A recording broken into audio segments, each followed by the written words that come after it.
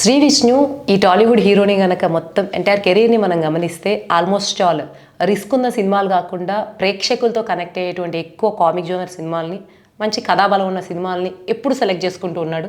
Almost all తన సినిమాలు minimum pass మార్కులతో అయితే గట్టెక్కుతూ ఉన్నాయి. అయితే శ్రీ విష్ణుకి ఇంకొక హీరోకి అంటే ఇప్పుడు ఆల్మోస్ట్ ఆల్ టైర్ 1లోకి ఎంటర్ అవబోతున్నటువంటి ఇంకో హీరోకి కంపారిజన్ ఉంది. అదే నానిని శ్రీ విష్ణుని కంపేర్ చేస్తే మనకు ఒకటైతే క్లియర్గా కనిపిస్తూ ఉంటుంది.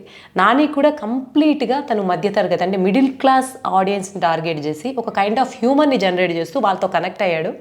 కనెక్ట్ అయిన తర్వాత ఎప్పుడైతే తను అది దాటేసి నెక్స్ట్ లెవెల్కి వెళ్ళాలనుకున్నాడు, వెంటనే ఆ కైండ్ ఆఫ్ సరిపోదా శనివారం కావచ్చు, హిట్ సినిమా కావచ్చు, ఇప్పుడు చేసినటువంటి ప్యారడైజ్ కావచ్చు, ఈ సినిమాలతో తను కేవలం కామెడీ మాత్రమే కాదు, ఎవరైతే కమర్షియల్ హీరోలు చేసేటువంటి టైర్ 1 హీరోస్ ఉంటారో ఆ కాన్సెప్ట్స్ కూడా తను పెర్ఫామ్ చేయగలను అని ప్రూవ్ చేసుకుని దసరా సినిమా నుంచి వరుసగా చేసుకుంటూ పోతున్నాడు.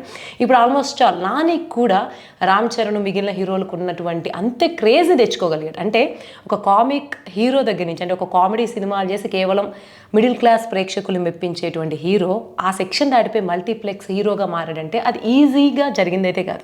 సో అదే సిమిలారిటీ మనకి ఇద్దరు హీరోలు, ఒక నారా రోహిత్, ఇంకొకరు వచ్చేసి శ్రీ విష్ణు. నారా రోహిత్ కొన్ని సినిమాలు చేసి వెళ్ళిపోయారు కాబట్టి ఇప్పుడు ఉన్నటువంటి కంపారిజన్ శ్రీ విష్ణుతో పోలిస్తే శ్రీ విష్ణు అండ్ నాని ఇద్దరు ఒకే కైండ్ ఆఫ్ ఆడియన్స్ని టార్గెట్ చేసినప్పటికీ, శ్రీ విష్ణు కంటిన్యూస్గా సినిమాలు చేస్తున్నప్పటికీ శ్రీ విష్ణు మరో నానిలాగా ఎందుకు ఎదగలేకపోయాడు, అసలు ఏం ఫ్యాక్టర్స్ అయి ఉండొచ్చు అన్నది ఈ వీడియోలో చూద్దాం.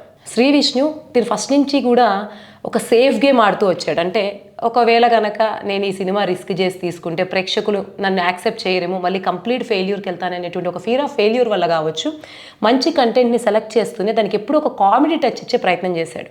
అంటే తన కామెడీ సినిమాల నుంచి సీరియస్ సినిమాలు చేసే స్టేజ్ వచ్చినప్పుడు శ్రీ విష్ణు దానికి కూడా, అంటే ఫర్ ఎగ్జాంపుల్ స్వాగ్ సినిమా ఉంది. స్వాగ్ సినిమా అన్నది చాలా సీరియస్ కాన్సెప్ట్, మాతృస్వామ్య వ్యవస్థ, పితృస్వామ్య వ్యవస్థ, ఇంకా చెప్పాలంటే మేల్ డామినేషన్ ఉన్న వ్యవస్థ అనేది చాలా పెద్ద సబ్జెక్ట్. దాన్ని ఇంకొంచెం సీరియస్గా చేస్తుండే. ఈవెన్ అందులో అతను రాజుగా ఉండడం, ఆహార్యం కావచ్చు, ఏదైనా సరే శ్రీ విష్ణు ఇట్లాంటి పెర్ఫార్మెన్స్ కూడా చేయగలడు అనేటువంటి హోప్ అయితే ఆడియన్స్కి ఇచ్చింది. కానీ మళ్ళీ నేను ఇంత పెద్ద సీరియస్ సబ్జెక్ట్ చేస్తే ప్రేక్షకులు యాక్సెప్ట్ చేస్తారో లేదని ఆ సినిమా చుట్టూ కూడా కొంత కామెడీ చేసి డైల్యూట్ చేయడం వల్ల అంత స్ట్రాంగ్ కాన్సెప్ట్ను ఎలా అయితే శ్రీ విష్ణు ఇమేజ్ పడాలో ఆ ఇమేజ్ను పడడంలో అతను ఫెయిల్ అయ్యాడు. సో అదైపోయింది. ఆ సినిమా అయిపోయిన తర్వాత ఇప్పుడు వచ్చినటువంటి మృత్యుంజయ్ లాంటి దాంతో క్రైమ్ థ్రిల్లర్లోకి తను జంప్ చేశాడు. నిజం చెప్పాలంటే విష్ణు చాలా సీరియస్ క్యారెక్టర్స్ కూడా చేయగలడు అని చెప్పడానికి స్వాగ్ని నేను మృత్యుంజయ్ని ఎగ్జాంపుల్ చెప్తున్నాను.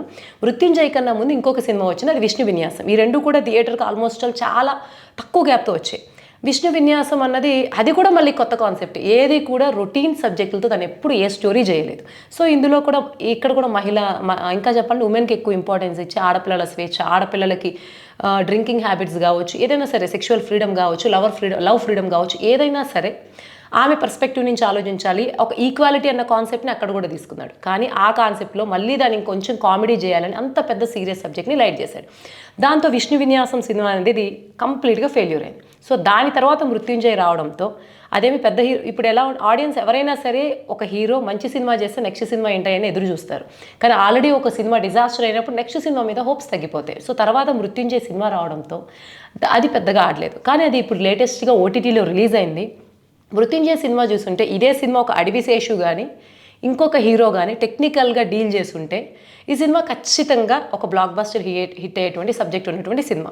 అందులో 2026లో వచ్చినటువంటి మనం అన్ని తెలుగు సినిమాలు చూస్తే మనశంకర్ వరప్రసాద్ కావచ్చు, నారి నారి నడుం మురారి కావచ్చు, ఏ సినిమాలు అయితే బ్లాక్ బస్టర్ హిట్స్గా నిలిచాయో ఆ సినిమాల స్టోరీలతో పోల్చుకుంటే, నేను అందుకే అంటే మొత్తం సినిమా మొత్తాల గురించి నేను మాట్లాడే 2026లో వచ్చిన సినిమాల గురించి కంపేర్ చేస్తే ఈ సినిమా ఖచ్చితంగా ఒక బెస్ట్ సినిమాగా ఉంటుంది.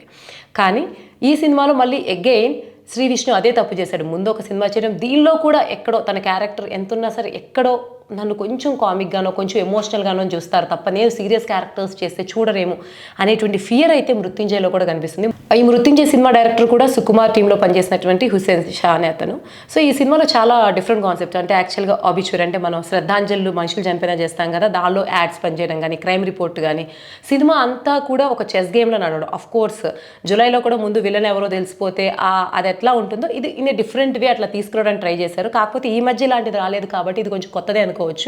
మరి ఇన్ని చేస్తున్నప్పటికీ నానిని శ్రీ విష్ణుని కంపేర్ చేస్తే శ్రీ విష్ణు కంపారిటివ్గా కామెడీ చేస్తున్నాడు, సీరియస్ సబ్జెక్ట్స్ చేస్తున్నాడు. కానీ కామెడీని సీరియస్ సబ్జెక్ట్స్ని కంబైన్ చేస్తున్నాడు, లేకపోతే కామెడీ సినిమా చేసి తర్వాత సీరియస్ సబ్జెక్ట్ చేస్తున్నాడు.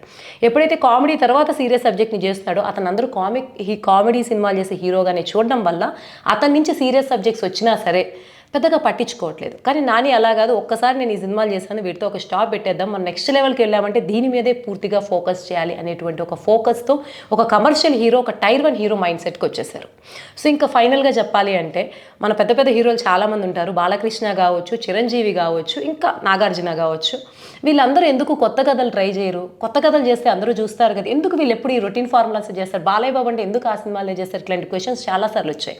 కానీ బాలకృష్ణ ఆ సినిమా కాకుండా డిఫరెంట్వి ట్రై చేసి ఫెయిల్ అయిన రోజులు ఉన్నాయి. కాబట్టి ఈ సినిమా చేస్తేనే మన ప్రేక్షకులు యాక్సెప్ట్ చేస్తారు, ఇదే చేయాలి అన్న ఫార్ములాకి కమర్షియల్ టైర్ 1 హీరోలు అలవాటు పడ్డారు. సో కొంచెం టైర్ 2కి, టైర్ 3కి, టైర్ 1కి మధ్యలో కొట్టుమిట్టాడుతూ పైకి వెళ్ళాలనుకున్నారు. అన్ని మిక్స్డ్ కాంబినేషన్స్ చేస్తున్నారు విష్ణులాగా. కొందరు ధైర్యం చేసేసి ఏదైతే అది అయింది, మనం కూడా ఒక కమర్షియల్ మోడ్లో ఫిక్స్ అయిపోదాం, టైర్ 1కి ఎదుగుదాం అనుకున్న నాని లాంటి వాళ్ళు ఎదుగుతున్నారు.